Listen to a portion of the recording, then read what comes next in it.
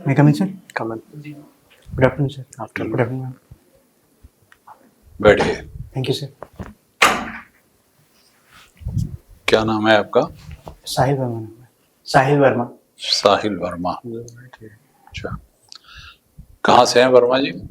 Sir Hardoi district से हूँ। Hardoi district से हैं। अपना एक संक्षिप्त परिचय दीजिए, जी सर। जिसमें आप अपना नाम नहीं बताएंगे, अपना धर्म नहीं बताएंगे और अपनी जात नहीं बताएंगे। जी सर। सर मेरी प्रारंभिक शिक्षा जवाहर नवोदय विद्यालय हरदोई से हुई, जिसके बाद मैंने अपना ग्रेजुएशन पॉलिटिकल साइंस ऑनर्स में बनारस हिंदू यूनिवर्सिटी से किया। उसके बाद मैंने अपना मास्टर्स इन सोशल वर्क में Tata institute of social sciences से किया। उसके बाद मैंने डीएलएड किया है और हाल ही में मेरा चयन जूनियर ग्रेजुएट में असिस्टेंट टीचर के तौर पर हुआ है सर। जॉब ज्वाइन कर लिया? अभी सर ज्वाइनिंग नहीं हुई है, डॉक्यूमेंट वेरिफिकेशन उसका हो गया है। अच्छा, पुलिस वेरिफिकेशन भी होता है? ये सब पुलिस वेरिफिकेशन भी होता है। हो गया? अभी वो नहीं हुआ है सर, ज्वाइनिंग के पहले ही होता है, ज्वाइनिंग के बाद ही जो लेटर वगैरह इशू होगा उसके बाद ही होगा सर। हरदोई के रहने वाले हैं, उसको पौराणिक कंटेक्स्ट में कैसे जोड़ा जाता है हरदोई को? एक तो हिरण्यकश्यप से जोड़ा जाता है उसको, तो एक तो हरिद्रोही भी बोलते हैं, हरदोई से उसको रिलेट करते हैं, तो प्रहलाद और हिरण्यकश्यप का वहाँ से जोड़ा जाता है। ये एक माइथोलॉजिकल कंटेक्स्ट है सर उसका। उसके साथ में सर ऐसे हत्याहरण है वहाँ पे, तो कहते हैं कि एक हत्याहरण है वहाँ पे, जब श्री राम रावण का वध करके आए थे, वहाँ पे अपने पाप धो लेते, इस तरीके से बोलते हैं हत्याहरण को। हत्याहरण? जी सर। कोई जगह है? यस सर, हत्याहरण जगह है। अच्छा। जो हिरण्यकश्यप की बात आपने बताई, तो उसके संबंध में भगवान विष्णु का कोई एक अवतार भी माना जाता है, वो क्या है? सर बराह अवतार है उनका। ध्यान से विचार करके बताइए। ओके सर, मैं फिर से रिकॉल करने का ट्राई करता हूँ। हाँ, एक सेकंड आप दीजिए और आप देखिए कि प्रहलाद का जब वध हुआ तो उस समय भगवान विष्णु किस रूप में थे? सिंह अवतार में सर वो थे। केवल सिंह थे? सर सिंह और मानव का उनका जो धड़ तो था, उसको मिला करके क्या कहा जाता है? सर उसका मैं नाम रिकॉल नहीं कर पा रहा हूँ। नरसिंह नरसिंह अवतार। नरसिंह अवतार, जी सर। ठीक है, ठीक, मैं याद रखूँगा। अब दो चीजें हैं, जैसे ही अवतार की बात आएगी पूछा जाएगा कि कुल कितने अवतार माने गए, बता सकते हैं? सर ये तो मैं नहीं बता पाऊंगा अभी। सर मैं अभी नहीं बता पाऊंगा इसको, रिकॉल इसको देख लीजिएगा। सर मैं देख लूँगा। ठीक है ना, क्योंकि जो वराह अवतार आप बता रहे हैं, वराह अवतार, वराह मतलब क्या होता है लोकल लैंग्वेज में? सुअर। सुअर बोलते हैं। अगर हिंदी में देखें तो शुकर बोलते हैं, शुकर। लेकिन अगर लोकल लैंग्वेज में पूछें तो सुअर का मानते हैं। तो वो उसका अवतार अलग है और उसका केंद्र माना जाता है जो कासगंज के पास सोरो गांव है, वहां माना जाता है। ठीक है ना? ठीक है सर। तो एक बार इसको आप देख लीजिएगा। जी सर, मैं देख लूँगा। आपने अपने एजुकेशन के बारे में बताया, आप एक अच्छी परीक्षा का इंटरव्यू देने जा रहे हैं, गवर्नमेंट की तमाम स्कीमें चलती हैं, इसमें वुमेन्स के प्रोटेक्शन के लिए कौन कौन सी बातें चल रही हैं? जी सर। सर वुमेन के प्रोटेक्शन के लिए एक तो मिशन शक्ति जो है उत्तर प्रदेश में ही चल रही है, तो मिशन शक्ति में कई सारे एस्पेक्ट्स हैं उसमें, जैसे कि सीसीटीवी कैमरास लगाए गए हैं, वुमेन के लिए जो सीवी बैंस हैं, और साइबर क्राइम थाने भी हैं, उसके साथ में हेल्पलाइन भी है, वो सब सर इंस्टॉल किया गया है, लगाया गया है। ये इसके एस्पेक्ट्स हैं। कोई एक ऐसा टोल फ्री नंबर भी है जिसको महिला कोई ज़रूरत पड़े तो उसको कॉल करके पुलिस बुला सकती है? ये सर 1090 है। लखनऊ के रहने वाले हैं? लखनऊ जानते हैं? जी सर, जानता हूँ। यहाँ 1090 नंबर का नाम का कोई चौराहा है? ये सर चौराहा है। देखा है उसको? जी सर। उसके आसपास का क्या है? उसके आसपास में एक पार्क है। Yes sir. उस पार्क को देखा आपने? लोहिया पार्क है उसके आसपास। 1090 के पास। लोहिया पार्क भी मुझे लग रहा है, लोहिया पार्क है वहाँ पे। दोनों है, एक और लोहिया पार्क भी है और एक और अम्बेडकर अच्छा, उद्यान, अम्बेडकर पार्क भी है। हाँ, दोनों। वो थोड़ी दूरी पर है उससे। एक इलेक्शन जब होते रहते हैं तो एक बड़ा वर्ड यूज होता है, फ्रीवी संस्कृति। Yes sir. तो फ्रीवी संस्कृति क्या है, फ्रीवी कल्चर क्या है? सर फ्रीवी कल्चर जैसे अभी देखने में आता है, कुछ स्टेट गवर्नमेंट्स और सेंट्रल गवर्नमेंट्स भी जब कुछ अपने पॉलिटिकल एजेंडे में, अपने मैनिफेस्टो में कुछ ऐसी स्कीम्स लेकर आती हैं या फिर कुछ ऐसा डायरेक्ट बेनिफिट भी देती हैं प्राइसेस के थ्रू, जैसे कि डायरेक्ट पैसे देना स्कॉलरशिप के थ्रू भी, या फिर स्कूटी, जैसे अभी स्कूटी कई स्टेट्स में दिए गए हैं लड़कियों के लिए, जैसे लाडली बहना योजना लेकर आई गई, या फिर फ्री इलेक्ट्रिसिटी है, फ्री बस सर्विसेज हैं। तो ऐसी सर जो प्रोविजंस लेकर आए जाते हैं वो सर फ्रीबीज में आते हैं। मतलब ये कहा जाए कि जब कोई उनके एजेंडा में कोई योजना ऐसी होती है जिसमें उनको फ्री कुछ देना हो, जी जिससे हमारा वोटर अट्रैक्ट हो, तो उसको फ्रीबी संस्कृत कहते हैं। जी सर। जैसे देखिए इसमें स्मार्टफोन भी है, स्कूटी भी है, किसानों के कर्ज माफी भी है ना, जी। फ्री बिजली है, फ्री बिजली और फ्री पानी। आपको क्या लगता है कि जो हम लोग के यहाँ फ्री राशन दिया जाता है, जी उस पर अभी सुप्रीम कोर्ट ने एक टिप्पणी की थी, आपने वो टिप्पणी पढ़ी? सर मैंने पढ़ी है लेकिन मैं अभी उसको रिकॉल नहीं कर पा रहा हूँ क्या कोई स्टेटमेंट बात है। कोई बात नहीं। भारत और यूएस के बीच में कुछ व्यापारिक समझौते हुए, यस सर। उसके विषय में थोड़ा बताइए। एक लोमुआ करके हुआ है यूएस और इंडिया के बीच में, कमकासा जो एग्रीमेंट हुए हैं वो हुआ है। बाकी फ्री ट्रेड एग्रीमेंट भी है यूएस और इंडिया का, और इंडिया ट्रेड सरप्लस में ही रहता है इंडिया और यूएस के साथ में सर। अभी कुछ टैरिफ को लेकर के भी कोई हुआ था? ये सर टैरिफ को लेकर भी हुआ, रिसेंट में टैरिफ ही लगाए गए हैं, क्योंकि 50% पहले थे लेकिन बाद को 20% से कुछ कम कर दिया गया है। एग्जैक्ट नहीं मालूम कितना हुआ, एग्जैक्ट सर मुझे नहीं याद है अभी। इसको देख लीजिएगा, ये करंट अफेयर्स का ज्वलंत प्रश्न है कि 50% टैरिफ अमेरिका ने क्यों लगाया, उससे भारत को क्या नुकसान हुआ। ठीक है सर। और उससे क्या यूएस को भी नुकसान हुआ या नहीं, ये भी देखने की बात है। ठीक है। फिर जब वहाँ की सुप्रीम कोर्ट ने उस पर अंकुश लगाया तो फिर क्या हुआ कि कितना परसेंट किया, फाइनली कितना परसेंट है, इसको एक बार देख लीजिएगा। ठीक है सर। ठीक है। मानसून भारत की अर्थव्यवस्था को कैसे प्रभावित करता है?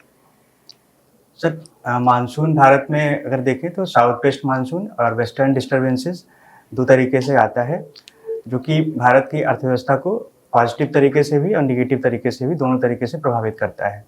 से एग्रीकल्चर जो कि पूरा डिपेंडेंट है मानसून के ऊपर ही डिपेंडेंट है, क्योंकि यहाँ पर उतना ज़्यादा कैनाल सिस्टम नहीं है और इसलिए पूरी तरीके से मानसून डिपेंडेंट ही है। तो फिर ज़्यादातर किसान जो हैं उसका वेट करते हैं कि मानसून जब आएगा तो उसी के हिसाब से जो क्रॉप साइकिल है वो होता है, और जब क्रॉप मानसून में देरी होती है उससे सर मानसून एग्रीकल्चर जो है निगेटिव तरीके से प्रभावित होता है। निगेटिव तरीके से प्रभावित होता है को थोड़ा और एक्सप्लेन करिए। जी सर। सर जैसे इसमें क्या स्थिति बनती है? नेगेटिव अगर आता है, मान लीजिए मानसून देर में आया, तो क्या क्या हो सकता है? Yes sir. सर एक तो जैसे किसान जो अपनी फसल के लिए तैयारी करता है, क्रॉप के लिए अपनी तैयारी करता है, फील्ड जो तैयार करता है, जुताई करता है, बुआई के लिए जो तैयारी करता है, उसमें सर देरी हो जाती है। दूसरा जो फसल खड़ी हुई होती है उसके लिए जो तैयारी कर रहे होते हैं तो उनको पानी नहीं मिल पाता, तो फसल की भी बर्बादी हो जाती है सर। सूखा पड़ता है ना? सूखा भी पड़ जाता है सर, बुंदेलखंड वाला एरिया यहाँ पे सर सूखा पड़ जाता है, लेकिन बाकी एरिया में जहाँ पे सर पानी सर कैनाल के थ्रू या फिर ट्यूबवेल के थ्रू जो लोग उसको दे देते हैं पानी, तो उनको सर उसमें सर देरी हो जाती है, क्योंकि उनको उससे सर पानी मिल जाता है, प्रोडक्शन कम आ जाता है उसका। यस सर, प्रोडक्शन भी कम होता है। अच्छा, जो SIR चल रहा है आजकल, यस सर। उसके बारे में जरा कुछ बताएं हमको। Yes sir. सर SIR जो है ये एक प्रोसेस है जिसमें कि पूरा जो वोटर लिस्ट है उसको फिर से एक पुनरावृत्ति रिजुमिनेशन तरीके से देखा जा रहा है, जो रिप्रेजेंटेशन ऑफ पीपल एक्ट में सेक्शन 21 में दिया गया है, और इलेक्शन कमीशन अपने आर्टिकल 324 का यूज़ करते हुए इसका यहाँ पर ये पूरा वेरिफिकेशन प्रोसेस चल रहा है।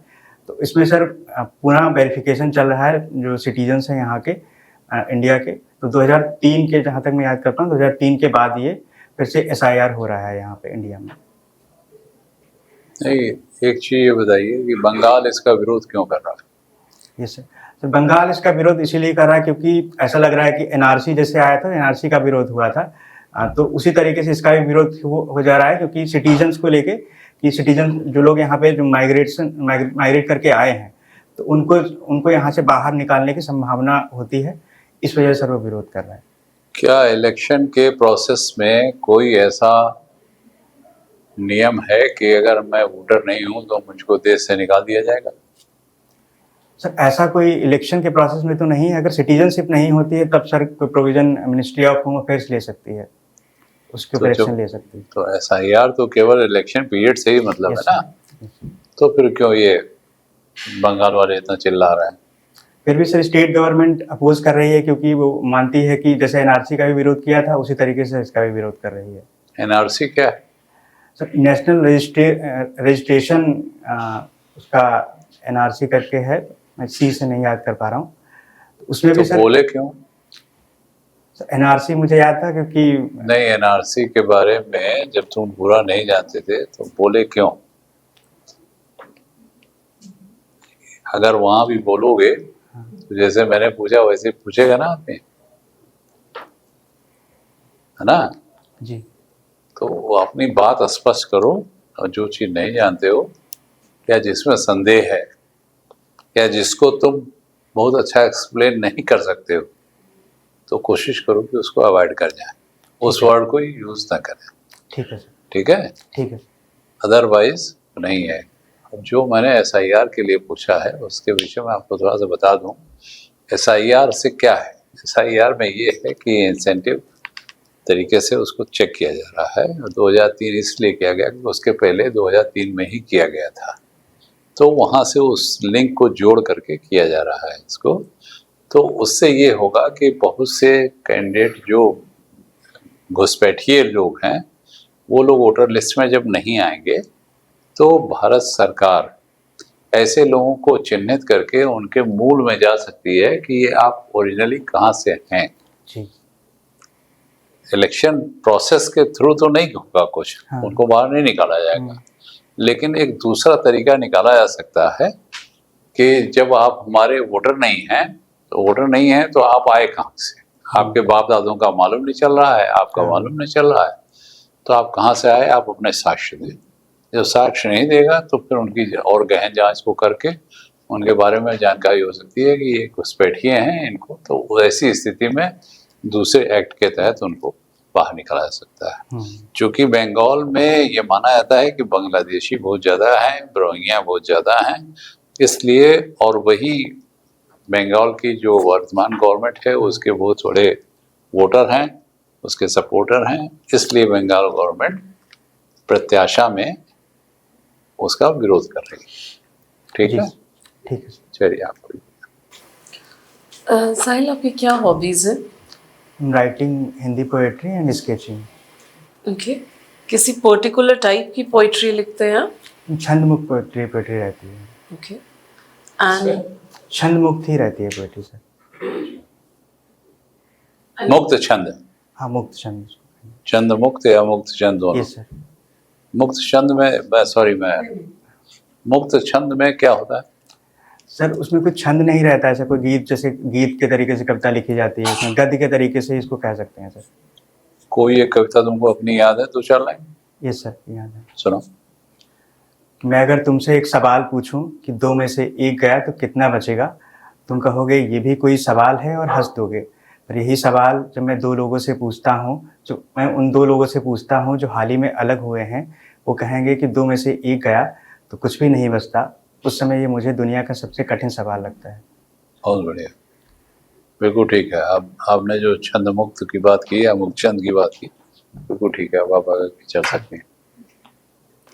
जैसे हम बात करते हैं सस्टेनेबल डेवलपमेंटल गोल्स की, आप हमें इंडिया के परिवेश में बताइए कौन से priority wise 4 sustainable developmental goals. Priority wise sustainable development जैसे कि 17 गोल्स हैं और उनमें इंडिया में नीति आयोग जो है उसको इम्प्लीमेंट कर रहा है। और इंडिया में अगर हम देखें तो अभी जैसे गोल 6 है क्लीन वाटर को लेके, तो गवर्नमेंट जल जीवन मिशन, स्वच्छ भारत अभियान, ये सब स्कीम्स चला रही है, इसको प्रायोरिटी दे रही है। साथ ही साथ जो पहला है नो पॉवर्टी, जीरो हंगर, और उसके साथ में जो हेल्थ का है good health and wellbeing and education को लेकर भी। तो ये कौन सा गोल है एजुकेशन को? फोर्थ में। और 5th जो जेंडर इक्वलिटी है। तो स्पेशली जो 6 गोल हैं इनके ऊपर हम प्रायोरिटी ज़्यादा दे रही है गवर्नमेंट। ओके। अगर हम बात करें गवर्नेंस की, इसमें तो क्या डिफरेंस होगा एथिकल गवर्नेंस और गुड गवर्नेंस में? ओके, गुड गवर्नेंस मैम ऐसी प्रैक्टिस है जहाँ पे जैसे कि जो वर्ल्ड बैंक ने इसका कॉन्सेप्ट दिया तो उसके कुछ 6 एलिमेंट्स जैसे रहते हैं, जैसे कंसेंसस ओरिएंटेड है, रिस्पॉन्सिबल गवर्नमेंट है, अकाउंटेबल है, और पार्टिसिपेटरी गवर्नेंस है, ट्रांसपेरेंट है, और इफेक्टिव एंड एफिशिएंट गवर्नमेंट है। तो इसके ये आधार हैं गुड गवर्नेंस के। और एथिकल गवर्नेंस में मैम उसके साथ में जो एथिकल एस्पेक्ट्स हैं वो ऐड हो जाते हैं, उसको एथिकल गवर्नेंस। जैसे कि मैम मोरालिटी जब एथिक्स के साथ में ऐड हो जाए, जैसे सर्वोदय का कॉन्सेप्ट है, महात्मा गांधी ने सर्वोदय का कॉन्सेप्ट दिया, तो वेलफेयर फॉर ऑल, तो वेलफेयर स्टेट का जो कॉन्सेप्ट ऐड होने की बात होती है, तो मैम वो एथिकल गवर्नेंस पे आ जाता है। अभी हाल ही में एआई समिट हुई है, इसमें उसका क्या थीम था? उसका थीम तो मैं याद नहीं कर पा रहा हूँ सारी। अच्छा, आप कुछ अपने रोल मॉडल के बारे में बताइए, आपका रोल मॉडल कौन? स्वामी विवेकानंद को रोल मॉडल की तरीके से देखता हूँ। कोई 3 वजह क्यों? पहला तो एक तो वो यूथ से कनेक्ट करते हैं और यूथ को मोटिवेट करते हैं, और बहुत एक रहता है इंटीग्रिटी के साथ में, इंटीग्रिटी का एक वैल्यू देते हैं, उसके साथ में एक मोटिवेशन हमेशा रहता है। दूसरा स्पिरिचुअल जो है, स्पिरिचुअलिटी को प्रमोट करते हैं, तो इस वजह से मैं मानता हूँ। तीसरा? पहला इंटीग्रिटी, दूसरा मोटिवेशन, तीसरा ये स्पिरिचुअलिटी। Okay, fine. साहिल, मुझे ये बताइए कि आपने इतिहास तो पढ़ा ही होगा, भारतीय इतिहास। यस। तो ऐसी 3 कौन सी लेसन्स हैं जो आप इंडियन हिस्ट्री से एड्रेस करना चाहेंगे? ये 3 लेसन्स हैं, ये हमें रिपीट नहीं करना चाहिए। Okay sir. सर पहला, जैसे ब्रिटिश गवर्नमेंट की जो पॉलिसीज़ रहीं, जैसे कि लैंड रेवेन्यू पॉलिसीज़ हैं, तो जैसे लैंड रेवेन्यू पॉलिसीज़ की वजह से काफ़ी ज़्यादा पीजेंट्स रिवॉल्ट्स हुए पहले, और सिविल अपराइजिंग्स भी हुए। तो उस तरीके का अगर कोई, जैसे प्रेजेंट में भी जो किसान बिल आया उसके खिलाफ जो किसानों ने विद्रोह किया, तो उस तरीके की जो घटनाएं हैं उनको, किसानों ने विद्रोह किया या आंदोलन किया? आंदोलन किया, सॉरी सर, आंदोलन किया, तो उसको देखते हुए देख सकते हैं, उससे सीख ली जा सकती है कि लैंड रेवेन्यू पॉलिसी है। दूसरा, एडमिनिस्ट्रेशन सर लोगों के साथ में मतलब पार्टिसिपेटरी ही होना चाहिए, जैसे कि किसी पर्टिकुलर क्लास का उसमें डोमिनेंस नहीं होना चाहिए, तो पार्टिसिपेटरी होना चाहिए। ये 2 चीज़ें हैं। अच्छा, तो केवल ब्रिटिश वाले एरा से ही आपको सीखने को मिलता है या और एंशिएंट हिस्ट्री या मेडिवल से भी कुछ है? बिल्कुल सर, एंशिएंट से भी है, एंशिएंट हिस्ट्री से भी है, और मेडिवल हिस्ट्री से भी सीख सकते हैं। जैसे कि मार्केट रिफॉर्म्स हैं अलाउद्दीन खिलजी के, उनसे सीखा जा सकता है मार्केट इकोनॉमी में। और एंशिएंट हिस्ट्री से भी सर सीख सकते हैं, जैसे विमेन के लिए काम करना, इक्वेलिटी पर बेसिस एक सोसाइटी होनी चाहिए, वो भी सर सीख सकते हैं। अच्छा, इंडिया में मेजर अगर आपको ये फ्रीडम दी जाए कि विमेन के लिए आप कुछ चेंज कर सकते हैं विमेन सेफ्टी को लेकर, हाँ, तो एक बड़ा चेंज क्या करेंगे आप, यूपी में खास करके, यूपी को मद्देनजर रखते हुए? Okay sir. तो पहला तो यही रहेगा कि विमेन को ही एम्पावर करना, वो उनका अपना वो डिसीजन ले सके, ताकि जहाँ पे जाना है जिस तरीके से जाना है। दूसरा सर, जो ऑफिसेस हैं, गवर्नमेंट ऑफिसेस हैं, प्राइवेट ऑफिसेस हैं, वहाँ पे जो सेक्सुअल हरासमेंट के केसेस हैं, तो वहाँ पे उनको जो पॉक्सो एक्ट है 2013 का, उसको सर बेहतर तरीके से इम्प्लीमेंट किया जा सके, सेफ एनवायरनमेंट उनको प्रोवाइड किया जा सके, ताकि वो उनका लेबर फोर्स पार्टिसिपेशन जो है उसको बढ़ाया जा सके।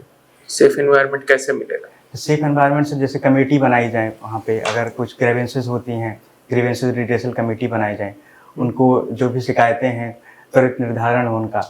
तो इस तरीके से टेक्नोलॉजी का यूज किया जा सकता है इसमें? इस टेक्नोलॉजी का यूज़ किया जा सकता है, जैसे कि मॉनिटरिंग के लिए एआई का यूज़ भी किया जा सकता है। जैसे कंप्लेंट करें तो ऑनलाइन ही कंप्लेंट कर लें और उसको ट्रैक करके अपना वो बिना अपनी आइडेंटिटी छुपाए भी उससे अपना बिना complaint कर आइडेंटिटी सकते हैं। बताए? यस सर, एनोनिमसली भी अपना कंप्लेंट कर सकते हैं, ऐसा कुछ कर सकते हैं। ठीक है। एआई का आपने नाम लिया, तो जो अभी एआई का समिट हुआ, यस सर। तो उसका जो उसमें भारत के जो 3 अचीवमेंट ऐसे कुछ हैं जो बता सकते हैं?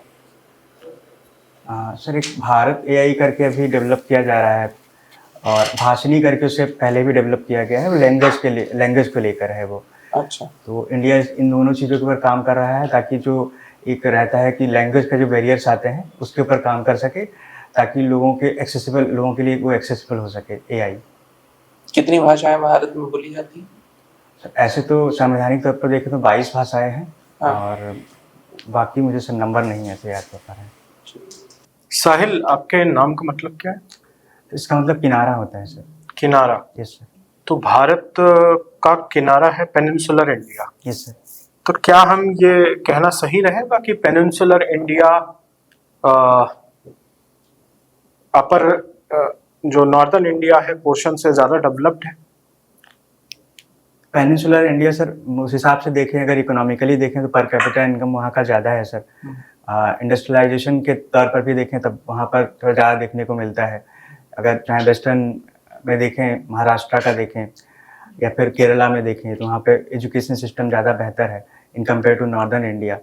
सोसाइटी के लेवल पर भी देखें सर, विमेन के लिए वहाँ पर इक्वलिटी के ज़्यादा एस्पेक्ट दिखाई देते हैं in compare to northern India. Literacy rate भी वहाँ पे ज़्यादा है सर। तो इस वजह से मुझे लगता है कि वो डेवलप ही है। डेवलप्ड। एक डेवलप्ड सोसाइटी को अगर इमेजिन करें, यस। तो 3 क्या ऐसे पैरामीटर्स होते हैं जिसको हम कह सकते हैं कि सोसाइटी डेवलप्ड है? Yes sir. 3 एस्पेक्ट्स बताइए। सर, पहला तो एजुकेशन जो है वो एस्पेक्ट होना चाहिए वहाँ पे, और दूसरा हेल्थ जो है, हेल्दी सोसाइटी होनी चाहिए, ताकि हेल्दी सोसाइटी होगी तो प्रोडक्टिविटी बढ़ेगी। उसके साथ में सर बेसिक सर्विसेज जो हैं, वाटर एंड सैनिटेशन है, इलेक्ट्रिसिटी है, एसेट्स हैं, वो वहाँ पर डेवलप होने चाहिए। तो मुझे लगता है ये कुछ पैरामीटर्स हो सकते हैं। अच्छा, ये बताइए, कास्ट सेंसस होने वाला है। Yes sir. ये कास्ट सेंसस अपने नेचर में एज अ सेंसस जस्टिफिकेशन लाएगा या सोसाइटी में डिवीजन लाएगा, और क्या जरूरी है?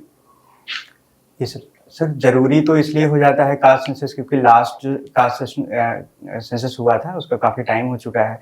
तो एक ये है कि हमारे यहाँ पे रिजर्वेशन की पॉलिसी है, इक्विटेबल डिस्ट्रीब्यूशन के ऊपर हम लोग बात करते हैं, वेलफेयर स्टेट की बात करते हैं। तो यहाँ पे equitable society, equal distribution of resources के लिए या रिजर्वेशन पॉलिसी को कंटिन्यू करने के लिए उनका आधार बनता है ये। तो एक सोसाइटी में इक्वलिटी लाने के लिए मुझे लगता है ये ज़रूरी हो जाता है। तो कास्ट सेंसस मुझे लगता है कि एक ज़रूरी ही हो जाता है यहाँ पे। जरूरी है, जस्टिफाइड है। सर जस्टिफाइड इसी तौर पर अगर कॉन्स्टिट्यूशनली देखें तो ये जस्टिफाइड ही है सर। अच्छा, कॉन्स्टिट्यूशन के परिप्रेक्ष्य से, अगर संविधान के परिप्रेक्ष्य से बात करी जाए, तो प्रेसिडेंट संविधान का गार्जियन हुआ या आपका कस्टोडियन कहलाएगा? सर गार्जियन हुआ। Supreme court? Supreme court sir custodian है। क्यों? सर क्योंकि वो फंडामेंटल राइट्स की गारंटी देता है, या फिर कॉन्स्टिट्यूशन के जितने भी प्रोविजंस हैं उनको प्रोटेक्ट करता है सर। ओके। प्रेसिडेंट को कानूनी सलाह कौन देता है? सुप्रीम कोर्ट देता है sir. Supreme court. Yes. Okay. UP में कोई इको टूरिज्म पॉलिसी है? इको टूरिज्म पॉलिसी तो है सर, लेकिन मैं उसका नाम नहीं याद कर पा रहा हूँ कौन सी पॉलिसी है। अच्छा, यूपी को, अगर उत्तर प्रदेश को टूरिज्म के स्तर पे, वैश्विक स्तर पे हमें प्रमोट करना हो, यस सर, तो कौन कौन सा टूरिज्म सेक्टर है हमारे यहाँ पे? सर पहला तो इको टूरिज्म ही है, क्योंकि ये काफ़ी इसमें पोटेंशियल है जिसको डेवलप करने की ज़रूरत है। जैसे कि हमारे यहाँ पे तराई रीजन है, यहाँ पे डेवलप कर सकते हैं, या फिर जो वेस्टर्न यूपी का रीजन है वहाँ पर भी इसको डेवलप कर सकते हैं। इको टूरिज्म साइट्स हैं, जैसे वेटलैंड्स हैं, तो वेटलैंड्स काफ़ी उनमें पोटेंशियल है, तो उनको भी इको टूरिज्म के साइट के तरीके से डेवलप कर सकते हैं, जैसे कि मणिपुर ने डेवलप किया। तो उससे लोगों का लाइवलीहुड और वहाँ का बायोडाइवर्सिटी को भी प्रोटेक्ट किया जा सकता है। उसके साथ में सर देखें तो यहाँ पे रिलीजियस टूरिज्म की काफ़ी अपॉर्चुनिटीज़ हैं, जैसे कि सर्किट्स का डेवलपमेंट किया गया है, और उसके साथ में और भी इंफ्रास्ट्रक्चर डेवलपमेंट किया जा सकता है, कनेक्टिविटी को बढ़ाया जा सकता है। तो ये दो काफ़ी इनमें पोटेंशियल है, इनको बढ़ाया जा सकता है। उसके साथ में रूरल टूरिज्म जो है, हमारे यहाँ पे ट्रेडिशनल आर्ट जो है, आर्ट फॉर्म्स हैं यूपी में जो हैं, तो उनको बढ़ावा दिया जा सकता है sir. Monuments? Sir monuments already उनके ऊपर काम हो रहा है, पहले से ही उनके ऊपर पॉलिसी, या फिर वो ज़्यादातर लोगों का अट्रैक्शन पॉइंट रहता ही है वो। लेकिन ये कुछ ऐसे एरियाज हैं जिनके ऊपर लोग उतना ध्यान नहीं देते, उतना लोगों के अट्रैक्ट नहीं करता है, तो उनको अट्रैक्टिव बनाया जा सकता है, इनका रीच बढ़ाया जा सकता है। कमीशन को कोई सुझाव देना चाहेंगे उसकी परीक्षा पद्धति के सुधार के लिए? क्या 3 सुझाव कोई देना चाहेंगे आप, या आप संतुष्ट हैं? सर मैं संतुष्ट भी हूँ, लेकिन इम्प्रूवमेंट हमेशा हो सकता है सर। तो इम्प्रूवमेंट के तौर पर मुझे लगता है कि ट्रांसपेरेंसी एक मीडियम हो सकता है, जैसे कि OMR है, या फिर जो कॉपी मेंस की कॉपीज़ होती हैं उनको ट्रांसपेरेंट के साथ में चेक होने के बाद उनको जो है साइट पे दिखाया जा सकता है, जैसे कि बिहार गवर्नमेंट ने अभी किया है। तो एक वो प्रोसेस अडॉप्ट किया जा सकता है सर। 2 मैं देना चाहूँगा, 2 चीज़। ठीक है। समय अवधि ठीक है, जो परीक्षा कराने की समय अवधि है? तो समय अवधि क्योंकि हमेशा का ये रहता है, क्योंकि और भी गवर्नमेंट एग्जाम्स कराता है आयोग, तो उसके साथ में ही मैनेज करके ही करता है, तो मुझे लगता है वो अपने अनुसार ही करते हैं। ठीक सर। देखो 2-3 चीज़ें हैं। Yes sir. देखिए आपने ड्रेस एकदम ठीक पहन रखा है, ये तो बहुत मतलब लेकिन जब आप आए हैं, अंदर आए हैं, यस सर। तो आपके आने का जो अंदाज था वो थोड़ा उसमें सुधार की ज़रूरत है। आप अपने कोट का बटन खोलते बंद करते हुए आए, है ना, और यहाँ आकर के पहले आपने बटन खोला फिर बैठे। तो 2 तरीका हो सकता है कि आप अगर बंद बटन में आ रहे हैं तो बंद बटन में ही आ जाइए और बैठ जाइए, और बैठने के बाद एक्सक्यूज मी कह करके अपना बटन खोल लीजिए, ठीक। या खुले बटन में भी अगर आप आए जैसे मैं हूँ तो कोई आपत्ति नहीं है, ठीक है। एक इसमें सुधार की जरूरत है। ठीक है। तो ये अपीयरेंस वाइज जो है वो आपकी सिंसियरिटी दिखाता है, ठीक है ना, कि आप सिंसियर हैं, किसी इंटरव्यू देने के लिए आप सीरियसली जा रहे हैं। अभी थोड़ा सा आपके उसमें हेजिटेशन है, जिससे आप थोड़ा घबरा रहे हैं बोलने के लिए। तो घबराइए नहीं, क्योंकि वहाँ भी जो इंटरव्यू लेने वाले लोग हैं, जैसे हम लोग हैं वैसे ही वहाँ के जो लोग इंटरव्यू लेने वाले हैं, उनका उद्देश्य ये कतई नहीं होता है कि हम आपको फेल कर दें, आपको ना लें। उनका ये उद्देश्य होता है कि आप अच्छे तरीके से जवाब दें और हम आपको सिलेक्ट करें, ना, हमेशा पॉजिटिव एटीट्यूड रहता है। मैं रिटायर्ड IAS अफसर हूँ, लेकिन संयोग से मैं PCS की सेवा के लिए ही इंटरव्यू लेने गया हूँ जी। तो उसके अनुभव के आधार पर भी मैं आपको बता रहा हूँ। 4 दिन हमने इंटरव्यू लिया है लोगों का, 96 बच्चों का।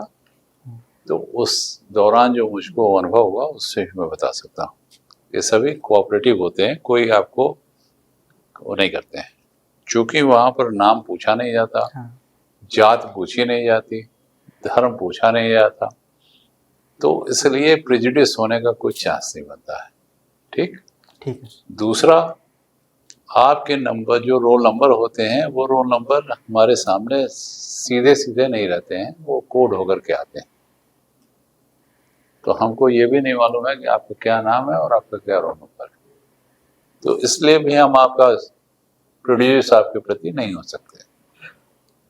तो मेरे कहने का तात्पर्य था कि आप निश्चिंत होकर के जाएं, बगैर ये सोचे कि मैं कौन हूं और कौन नहीं हूं।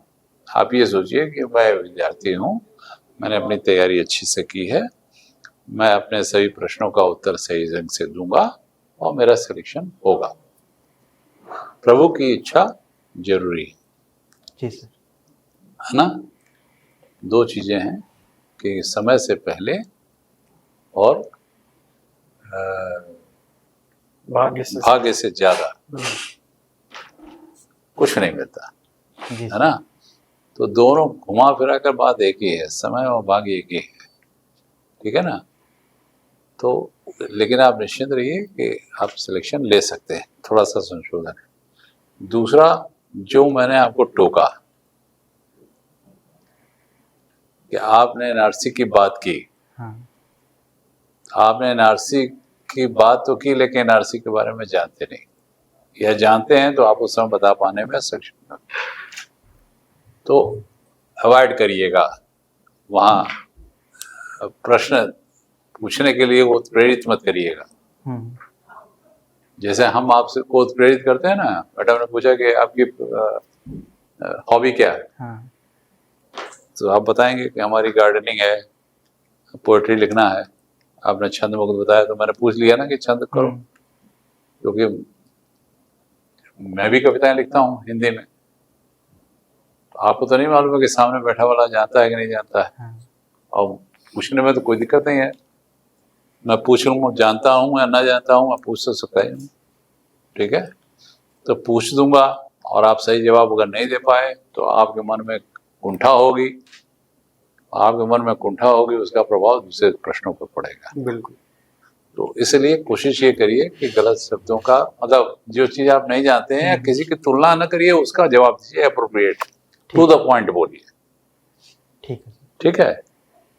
उसके बाद दो चीजें ये हो गई, और एक जैसे आपका आप एक शब्द बार बार बहुत इस्तेमाल कर रहे हैं, करके नहीं, जहां तक मैं जानता हूं, हाँ है ना, ये बोलते हैं ना, जहां तक मैं जान रहा हूं या जहां तक मैं समझ रहा हूं। हाँ तो इसका मतलब ये है कि आप कॉन्फिडेंट नहीं हैं इनडायरेक्टली। आप सीधे कहिए कि ये ऐसा हुआ था। कभी कभी बोल्डनेस जो है वो गलत उत्तरों को सही बता देती है, ठीक है ना। ठीक है सर। जैसे मैं आपसे एक सीधा प्रश्न पूछूं कि आपके यहाँ का पार्षद, आपके यहाँ पार्षद प्रणाली है, नगर पालिका है या नगर निगम है? नगर पालिका है सर। नगर पालिका है। आपका पार्षद कौन है? सर डॉक्टर सईद खान है। शहीद खान है। मैं जानता हूँ क्या शहीद खान को? नहीं। आपने शहीद खान बोला, अगर आप उसी जगह राम नरेश बोल देते हम्म, तो मैं जानता नहीं जानता।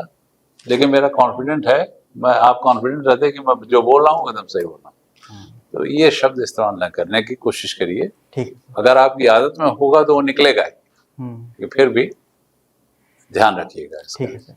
ठीक है ना। हमें तो इतना ही कहना है, आपको जानकारी है लेकिन आपको रिवीजन की जरूरत है। कब है आपका इंटरव्यू? 11 मार्च का है सर। 11 मार्च का है।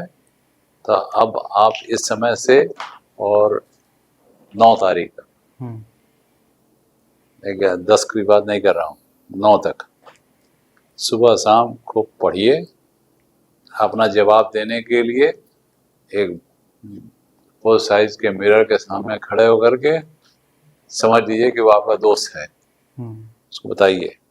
या कोई अगर आपके एक दो दोस्त ऐसे हों जो आपकी बातें सुन सकें, चाहे वो समझें या ना समझें, हम्म, उनसे धारा पर बोलिए, बताइए।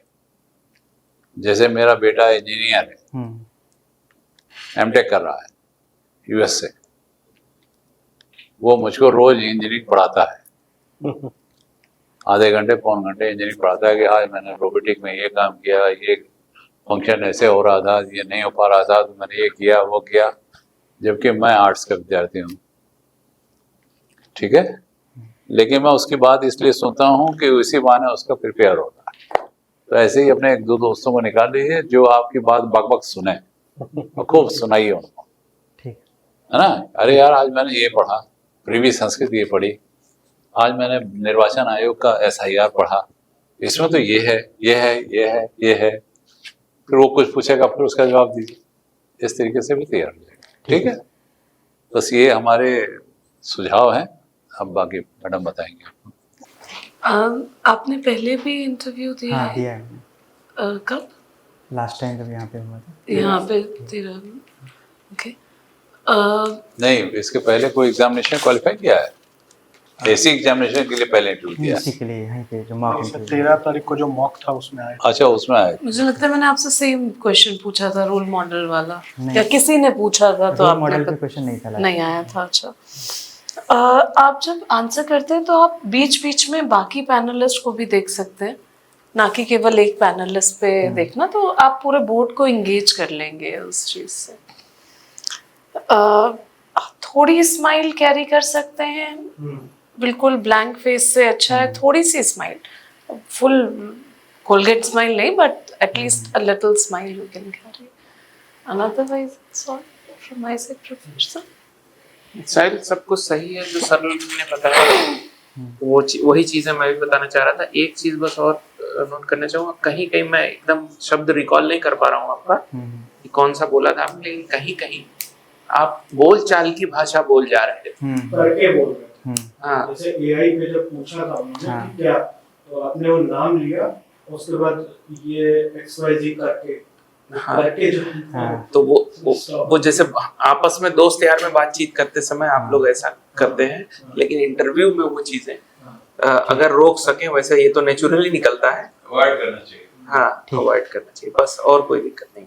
साहिल, ठीक है। मैं अपना पर्सनल बताऊंगा क्योंकि मुझे बहुत अच्छे से याद है आपका इंटरव्यू 13 फरवरी को। हाँ। आपने पोस्चर और अपने बैठने के तरीके में बहुत इम्प्रूवमेंट करा है, क्योंकि जब आप आए, ड्रेस आपकी क्रिस्प है, लेकिन आई थिंक सब मेंबर्स एग्री करेंगे, स्माइल बिल्कुल मिसिंग है आपकी, हल्की सी हाँ, दैट्स इट, वही अब आ रही है, इतनी ही स्माइल है ना, स्माइल एक है।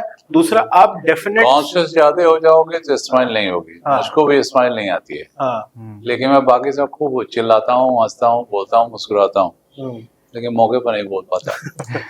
होता ठीक है, है। वी अंडरस्टैंड दैट, बट तुम्हारे आंसर्स डेफिनेट है, मतलब साइड लेके एक पक्षीय भी बोल रहे हो, अच्छी बात है, लेकिन ये चीज है कि थोड़ा सा स्माइलिंग पे वो कर लीजिए। कर मुझे लीजिए। कलेक्टिवली तो मतलब आई डोंट उससे सी एनी अच्छा रहेगा, उसका फायदा मिलेगा। क्योंकि जो आप बोल रहे हो ना, फिर सिर्फ बोलने पे ही जा रहा है ध्यान, मतलब आपकी ड्रेसिंग और आपने और चीजों पे जो वर्क किया है ना, वो एज ए कैटलिस्ट काम करती है आपकी स्माइल आपके आंसर्स के साथ। वो समझ लीजिए शरीर और परछाई वाला है रिलेशन, ठीक है। तो स्माइल पे थोड़ा सा, जैसे सर ने बोला, शीशे के सामने हल्की सी स्माइल, जहां आपको लगे कि हाँ, जैसे आप सर ने कहा आप कविता सुनाइए, तो मैंने तब देखा हल्का सा ग्लिटर आया, क्योंकि आप वहां कॉन्फिडेंट थे।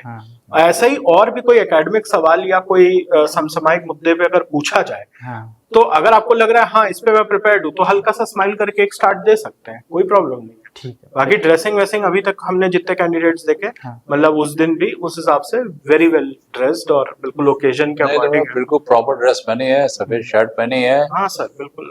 सूट पहना है, टाई लगाई है, टाई भी तुमने मैचिंग लगाई है, इसलिए एकदम परफेक्टली। सर उस दिन इनको टाई पे टोका था हमने। अब देखिए, मुझे इंटरव्यू याद है इनका, टाई जरूरत से ज्यादा लंबी थी, आज एकदम परफेक्ट है। तो there is scope of improvement, और अभी आपके पास ठीक ठाक समय है ना। उस दिन शायद आप नर्वस भी थे, यहाँ हाँ, पे ट्विच हो रहा था, आज मैंने वो देखा, वो ट्विचिंग नहीं है। हाँ, और थोड़ा सा आपका 11 को है ना। हाँ, 11 को है। तो 5 तारीख से लेकर के 9-10 तारीख तक जितने इंटरनेशनल नेशनल इश्यूज हैं, उस पे जरूर वो करके जाना। हाँ, उस पे करके है ना। बाकी उसको थोड़ा सा नोट्स भी बना सकते हो। हाँ, मतलब पॉइंटर टाइप। ऐसा है कि जो चीज जैसे है, कोई चीज पढ़ रहे हो तो उसको एक शॉर्ट बुक रखो, वो डायरी, उस पर नोट कर लो, अदरवाइज अपना फोन पे नोट कर लो।